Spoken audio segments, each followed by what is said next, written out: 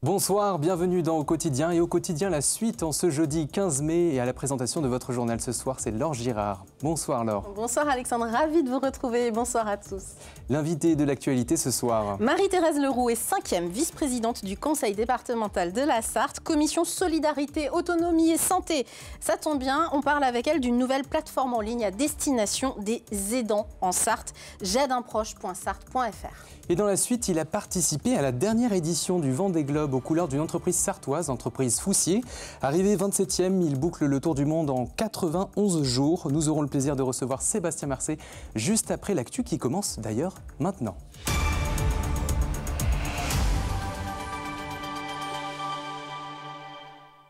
Bienvenue dans votre journal du jeudi 15 mai 2025 avec au sommaire les trottinettes qui ont moins la côte. Oui, après des années fastes, les locations et ventes de trottinettes électriques sont en perte de vitesse au Mans. Nous avons essayé de comprendre pourquoi. C'est le dénouement de la saison ce vendredi pour le Mans FC. Les Sartois gardent l'avantage sur Boulogne pour un petit but. Et puis, le logis Jules Verne au Lude, un repère de passionnés de l'auteur de 20 000 lieues sous les mers qui souhaitent ouvrir leur jardin au public.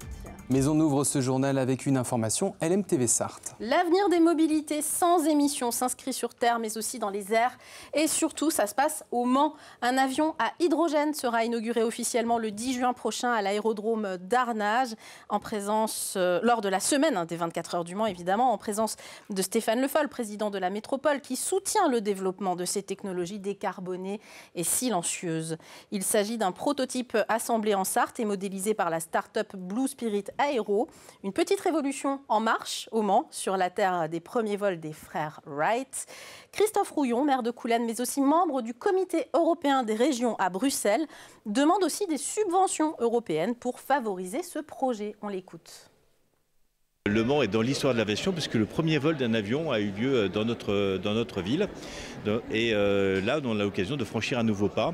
Et donc l'Union européenne, qui a un programme de recherche très fort, peut nous aider. C'est pourquoi j'ai sollicité à la fois la commissaire de l'innovation, également le commissaire Apostolos Tzitzikostas, qui était président du comité européen des régions. Donc j'espère que ces rencontres permettront de faire aboutir une demande de subvention et à la fois de participation financière à leur projet. Toujours dans le domaine des mobilités, mais sur terre cette fois, les locations et ventes de trottinettes électriques sont en perte de vitesse au Mans. C'est une information de nos confrères du Maine Libre, mais pour s'en convaincre, nous nous sommes rendus chez Mobilitix, rue Gambetta, dans le centre-ville du Mans. Après les années records post-Covid, aujourd'hui le marché patine. Un reportage d'Anthony Piton et d'Elisa Cribier. Les ventes de trottinettes électriques dérapent. Chez ce spécialiste au Mans, le chiffre d'affaires a connu une baisse assez marquée l'an dernier.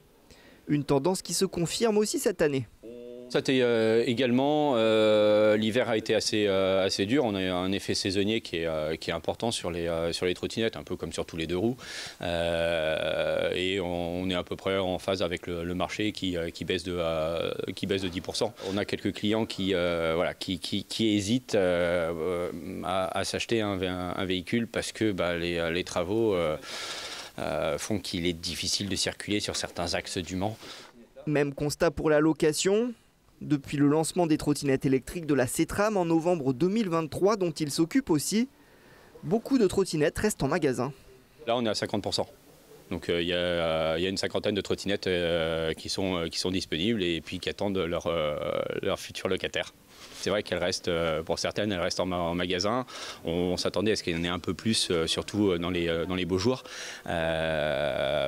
Force est de constater que peut-être qu'on manque un petit peu de communication de la part de la CETRAM. Malgré ce contexte défavorable, le dirigeant reste optimiste. Il compte sur les beaux jours pour retrouver la route de la croissance.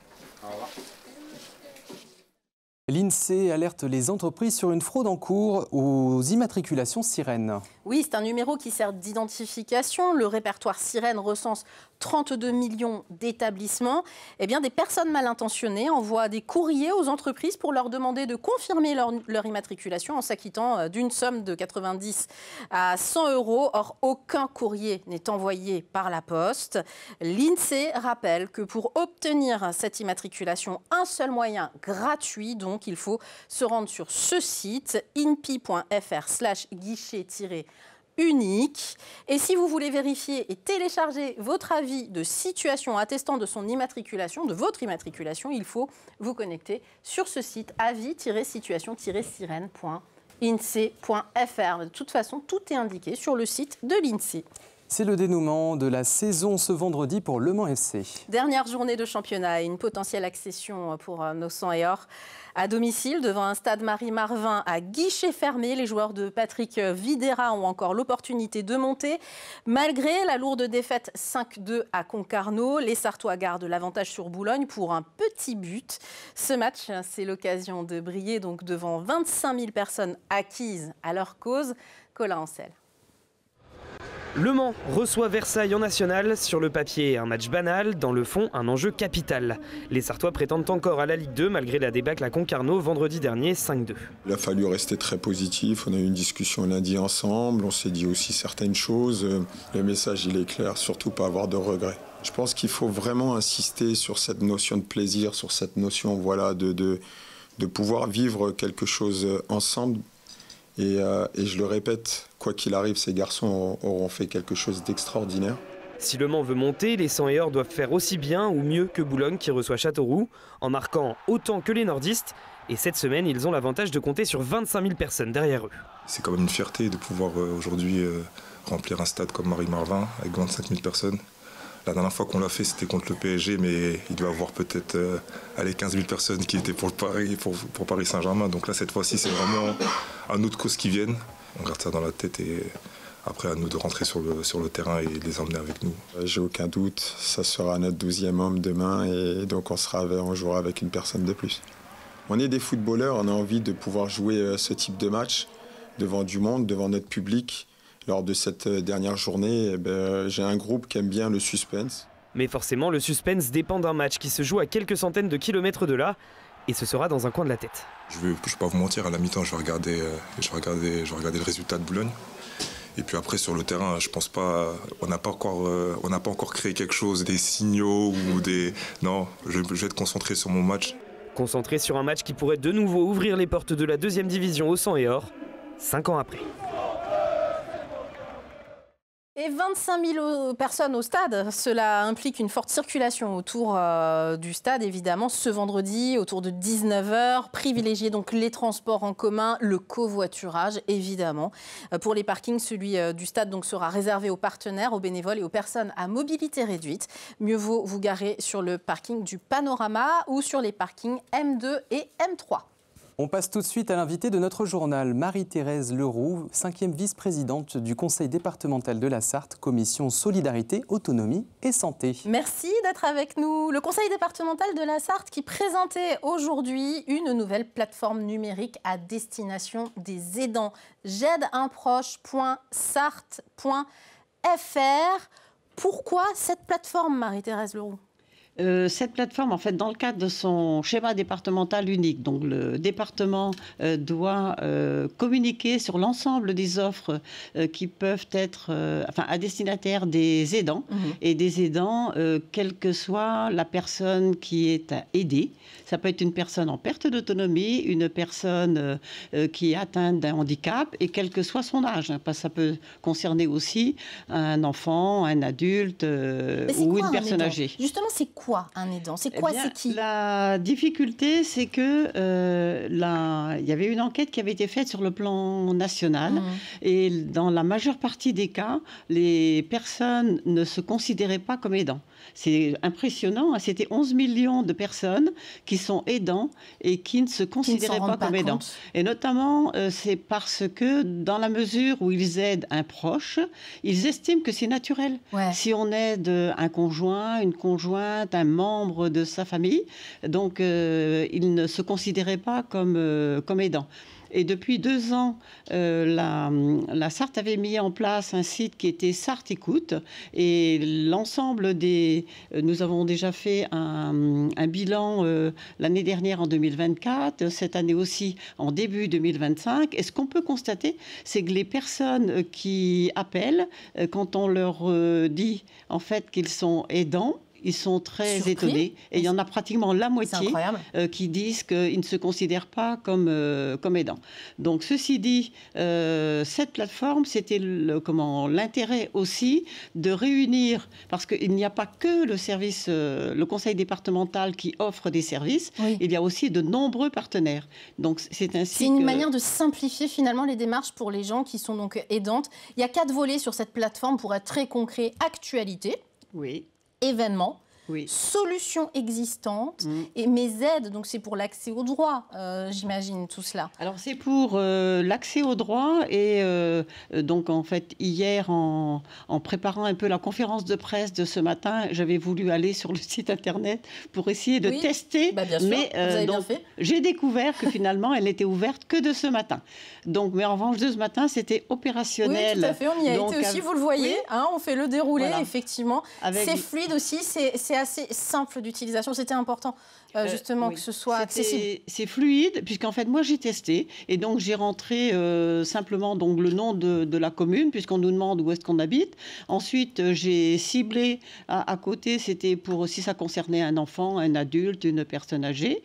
Après ça nous renvoie sur les différentes possibilités là qui sont offertes, les solutions, les aides, l'actualité, les événements. Les aides, ça peut être quoi? Ça peut être aider aux démarches administratives, ça peut être si on a vraiment besoin de se reposer, de partir en vacances, trouver quelqu'un pour nous remplacer, pour aider par exemple une personne âgée, une mamie ou autre. C'est ça très concrètement en fait. Alors c'est ça qui est concrètement et surtout ce qui est très important c'est que c'est géolocalisé. Et quand je vous dis que j'ai testé ce matin, donc mon territoire, je suis pas très loin des limites du département et à mon grand étonnement, je ne m'attendais pas à avoir aussi des services qui sont en limite du département. On le voit, il y a un maillage vraiment de la carte sartoise important. Très important. Alors justement, ça nous permet de parler Sarthe Autonomie. Ce sont aussi les maisons départementales de l'autonomie qui sont des lieux essentiels qui existent depuis 2005, des lieux d'accueil à disposition des personnes en situation de handicap, des personnes âgées, de leurs familles, etc. La ministre déléguée chargée de l'autonomie et du handicap, Charlotte Parmentier-Lecocq, a annoncé des simplifications des démarches auprès de ces maisons départementales. Ça va un petit peu dans la même veine pour simplifier un petit peu plus qu'aujourd'hui les choses. Vous pensez que ça irait dans le bon sens ? Moi, je pense que ça irait dans le bon sens. Et d'ailleurs, les partenaires qui étaient présents et qui sont à nos côtés ce matin l'ont bien expliqué ainsi. Et sachant aussi qu'il y a tous les partenaires du champ social, médico-social, sanitaire, mais pas que. Il y a aussi culturel, sportif, et il y a tout ce qui concerne aussi la mobilité.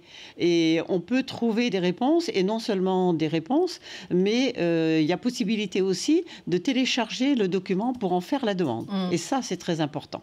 Alors, Sarthe Autonomie, je donne quand même un numéro de téléphone, un numéro gratuit pour les gens qui auraient besoin de se rapprocher d'une de ces maisons, de trouver les services les plus proches de chez eux. Encore une fois, il y en a partout en Sarthe. 0800 52 62 72. Et bien sûr, cette plateforme, nouvelle plateforme en service depuis aujourd'hui, ce jeudi 15 mai. Depuis aujourd'hui, donc 15 mai. J'aideunproche.sarthe.fr. Merci d'être venu nous la présenter. Au Lude, un couple passionné de Jules Verne transforme sa maison en musée.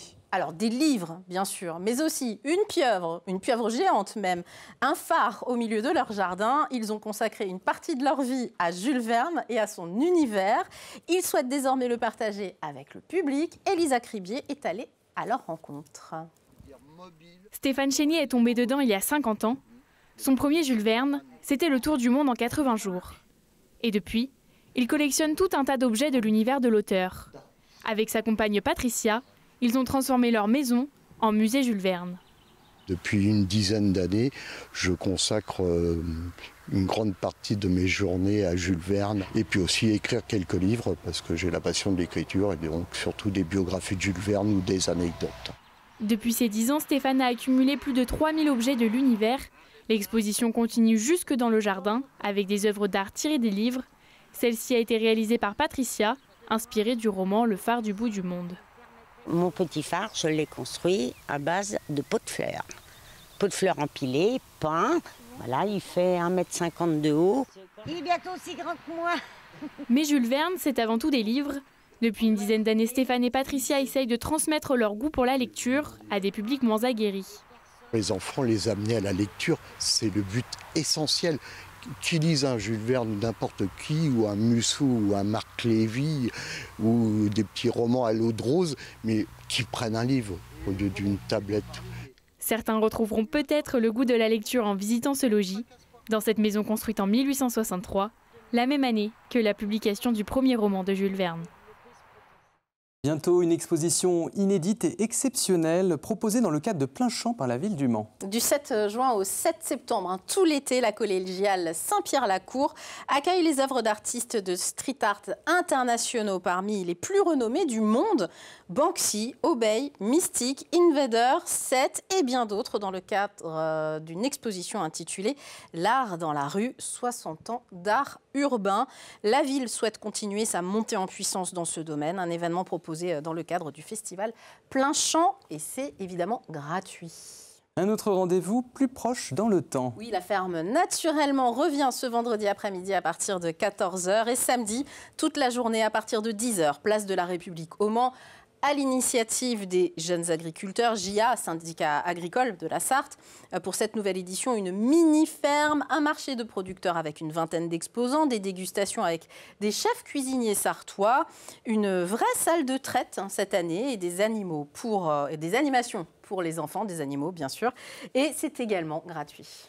Vous le savez, ce dimanche sur LMTV Sarthe, on vous le tease depuis ce début de semaine, on regarde les 24 heures en s'amusant. Un jeu présenté par Bruno Vandestick pour tester vos connaissances sur les 24 heures du Mans et remporter des cadeaux. Ils seront 4 candidats à prétendre à des places pour la course mythique et chaque jour de la semaine, on vous présente un de ces candidats. Aujourd'hui, c'est le représentant de LMTV Sarthe, Cocorico. Alain Bazy a 72 ans, évidemment il est sartois donc il a 72 ans, je plaisante. Passionné des 24 heures et surnommé la Bible par son coéquipier quand même. Amateur des programmes de LMTV, notamment du journal, de 72 Sports et de Plus belle ma Sarthe, Alain était curieux de découvrir l'envers du décor de sa télévision locale. On l'écoute. C'est bien parce que je me rends compte maintenant quand on est assis là, on voit bien comment que ça se présente, les émissions, quand on voit la commune, les gens qui sont invités. Je ne me rendais pas compte du tout comment que ça se passait. Et les personnes qui sont derrière. Les 24 heures du Mans, pour moi, c'est comme les rillettes. Les 24 heures et les rillettes, c'est le Mans, quoi. Et en plus, moi, j'habite sur Pont-Lieu, donc je les entends de chez moi. Donc c'est vraiment quelque chose, comme on dit, c'est dans le patrimoine manceau, quoi. C'est quand même un beau cadeau d'aller aux 24 heures. C'est autre chose que de les regarder à la télé, quoi. Ça me motive pour essayer de les gagner, pour pouvoir aller de nouveau sur le circuit, parce que là, j'en ai pas de place. Et on embrasse Alain très fort. Première diffusion ce dimanche à 18h35. Il y a aussi des cadeaux pour les téléspectateurs. Alors évidemment, devant vos postes dimanche 18h35. Bonne chance à toutes et à tous. C'est la fin de Quotidien. Nous, on se retrouve dans la suite et nous avons le plaisir de recevoir Sébastien Marcet, skipper qui a vogué aux couleurs de Foussier, quincaillerie basée à Allonne lors du Vendée Globe. 80 jours en mer en solitaire, une expérience exceptionnelle que le skipper a accepté de nous partager sur le plateau. Dans un instant, après une courte page de pub et de météo. À tout de suite.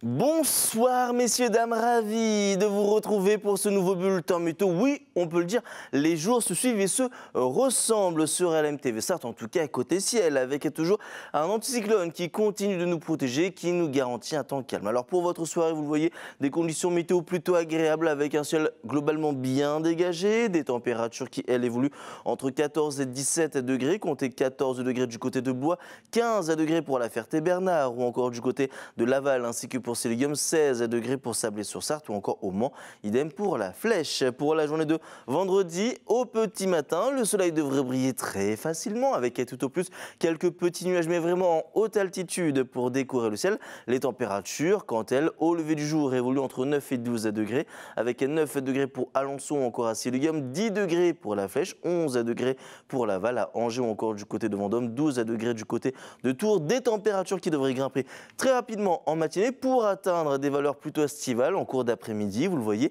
les maximales comprises entre 21 et 23 degrés. Des températures plutôt dignes d'un mois de juillet avec 22 pour Alençon ou encore pour Mamers, 23 degrés au Mans. Je vous le rappelle, des températures sous abri. Bien évidemment, au soleil, le ressenti sera un petit peu plus important. Pour la journée de samedi et pour commencer ce nouveau week-end, toujours ce temps calme, sec, plutôt lumineux, toujours propice aux activités en extérieur, des températures qui, elles, évoluent entre 20 et 21 degrés. Ça restera globalement bien homogène avec 20 degrés pour Alençon, 21 au Mans ou encore pour Angers. Pour la journée de dimanche, ce sera globalement le même type de temps avec toujours un temps qui restera très agréable sur l'ensemble du territoire. En ce vendredi 16 mai, je vous souhaite de passer une excellente soirée. Je vous dis à très vite pour un nouveau bulletin météo.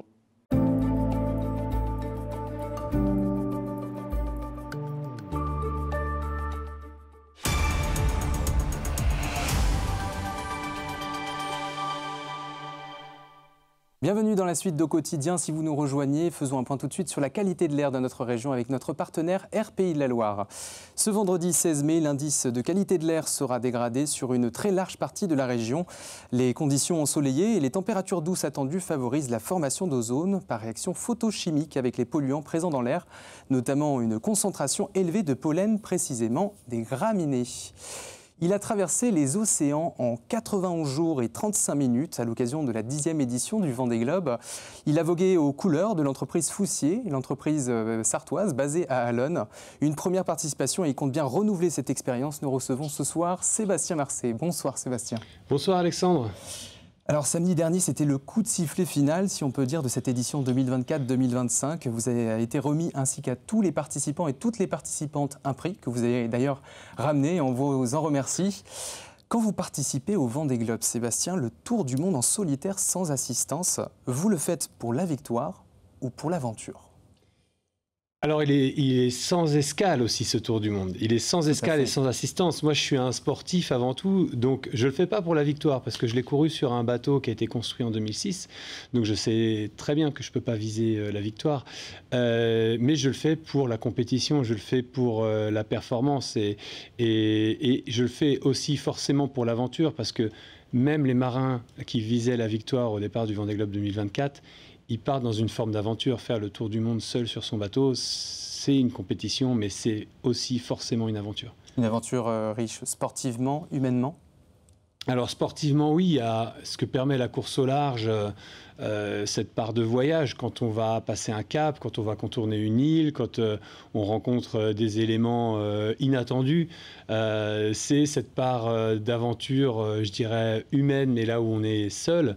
L'aventure humaine, elle est aussi collective parce que préparer un Vendée Globe, ça ne peut pas se faire sans une équipe technique sur le bateau, une équipe logistique à terre, et puis un équipage de partenaires dans lequel l'entreprise Foussier a été évidemment décisive. Je rebondis sur cette image que l'on voit actuellement. On va revenir un peu en arrière sur les prémices de cette course. On revoit d'ailleurs ces images donc émouvantes. Pour vous, ce n'est pas qu'un seul jour, mais plusieurs mois, plusieurs années qui se concrétisent. Vous venez de commencer à en parler, justement.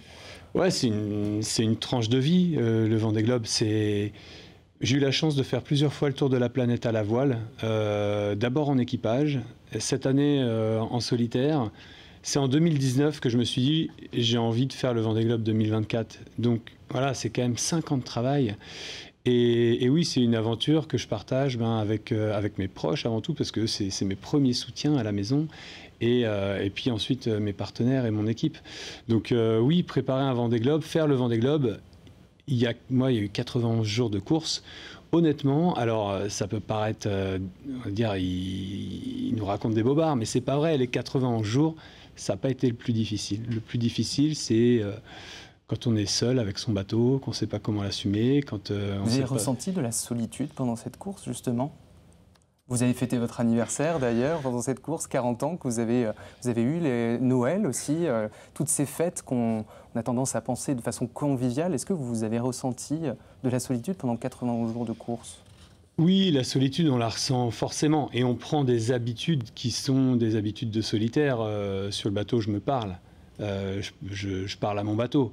Voilà, ça, c'est des habitudes, c'est des habitudes de solitaire. Alors, mais Aujourd'hui, quand je repense à ma première traversée de l'Atlantique en solitaire, qui était en 2007, où j'avais qu'une radio où je pouvais écouter, aujourd'hui, je peux envoyer des messages, des photos, des vidéos. Donc il y a un rapport qui est différent à la solitude aujourd'hui en mer qu'il ne l'a été. Vous gardez le contact en fait quasiment en permanence finalement. Vous devez, d'ailleurs on voit ces images, c'est des images que vous communiquez régulièrement lors de votre course. Donc vous communiquez avec les personnes qui vous suivent, mais vous communiquez aussi avec la presse qui vous sollicite au cours de cette course. Donc finalement, vous êtes constamment en contact, mais en contact par l'intermédiaire de votre téléphone ou des moyens de communication. Oui, tout à fait. C'est un contact. Alors en tout cas, moi, c'était une de mes volontés, c'était de maîtriser cette connectivité à bord parce qu'elle change vraiment, je trouve, beaucoup la perception de la course en solitaire. Et ma volonté, c'était de ne pas être connecté H24 à bord et de choisir les moments où je me connecte pour pouvoir échanger et maîtriser ça parce que je fais de la course au large en solitaire pour vivre cette expérience qui est unique et j'ai pas envie qu'elle soit tout le temps ponctuée par des sollicitations extérieures. Au cours de votre course que nous avons suivie donc de la Sarthe, vous avez fait une rencontre un peu spéciale que beaucoup de skippers craignent, justement, redoutent, celle d'un iceberg à proximité de votre bateau. Comment vous préparez-vous à ce genre de rencontre? On peut penser aussi aux cétacés, par exemple, que vous pouvez rencontrer lors de votre course. Alors la rencontre avec l'iceberg, c'était pas dans le plan. Donc, comment on s'y prépare? Il y a cette zone des glaces qui est figée en fait à partir du passage des premiers concurrents. Et donc ensuite, cette année, on a eu entre guillemets la mauvaise surprise que des icebergs dérivent en dehors de la zone des glaces. Moi, j'ai eu l'information 24 heures avant par la direction de course. À bord, la manière dont je m'étais préparé, c'était déjà d'être en veille, une veille très attentive sur tous les moyens de veille, donc le radar et puis la caméra CI en tête de mât, une veille visuelle aussi. Et ensuite, j'avais fermé la totalité des cloisons étanches pour éviter qu'il puisse y avoir une voie d'eau qui se propage au reste du bateau si jamais je heurtais. Le risque d'heurter l'iceberg, il existe, mais le plus dangereux, c'est les petits morceaux qu'on appelle les growlers qui dérivent autour. Et là, il n'y a personne qui peut nous permettre de dire il y en a pas. C'est in situ. Vous devez être aux aguets en fait constamment, quoi. Tout à fait. Tout à fait. Donc sur le coup, c'est quand même un sacré stress. Ça se voit d'ailleurs dans la vidéo. Je ne pourrais pas mentir à ce sujet-là. Sur les images. Mais voilà, c'est quelque chose... là, on est dans la part d'aventure de la course au large. Croiser un iceberg, ça m'était jamais arrivé. Ça m'a fait peur. Mais a posteriori, je suis content d'avoir vécu cette expérience. Alors la prochaine édition du Vendée Globe donc 2028, dans 4 ans, est-ce que c'est acté? Est-ce qu'on va encore vous voir aux couleurs de Foussier pour 2028? Alors moi, le Vendée Globe 2028, dans ma tête, il est acté. Aujourd'hui, j'ai la chance d'avoir un groupe de partenaires autour du projet qui est engagé, qui est fidèle, qui a aussi cette envie. Mais on ne va pas y aller pour raconter la même histoire. Ça n'aurait pas de sens. En revanche, je pense que j'ai fait une très belle démonstration de ce que peut être une performance durable et sobre. Et j'ai l'envie de relever ce défi pour l'édition 2028. Et aujourd'hui, la certitude, elle n'est pas acquise. Néanmoins, la volonté, elle est là. Et on cherche à renforcer le club de partenaires et d'autres entreprises qui voudraient effectivement s'aligner avec les partenaires actuels du projet sur le bateau. Sébastien, on peut vous suivre sur vos réseaux sociaux, Instagram, LinkedIn, Facebook, en inscrivant sur les réseaux sociaux Sébastien Marcet, tout simplement, sur les différentes plateformes. On va peut-être refaire une image encore, une dernière image sur cette remise des prix. Ce prix, vous avez été 27e et vous avez fait le tour du monde en 91 jours et 35 minutes pour cette première participation au Vendée Globe. Merci Sébastien Marcet, il ne nous reste plus qu'à vous souhaiter bon vent pour les prochaines courses. Merci beaucoup et à très bientôt. Tout de suite, c'est culturel présenté par Chloé Bergerat. Au programme, vous saurez tous sur les actualités du manoir de la Cour à Asnières-sur-Vègre, découverte aussi de l'édition 2025 de Poulsart. Chloé Bergerat recevra aussi un membre de l'association Mancel, le Hangar à papier, pour parler de la grande fête de l'estampe organisée au Mans du 17 au 27 mai. Et puis présentation d'un concert de chœur de la Petite Étoile organisé à l'église du Pré du Mans le samedi 24 mai. Demain, on se retrouve même heure, 18h30 sur LMTV Sarthe. Bonne soirée à vous.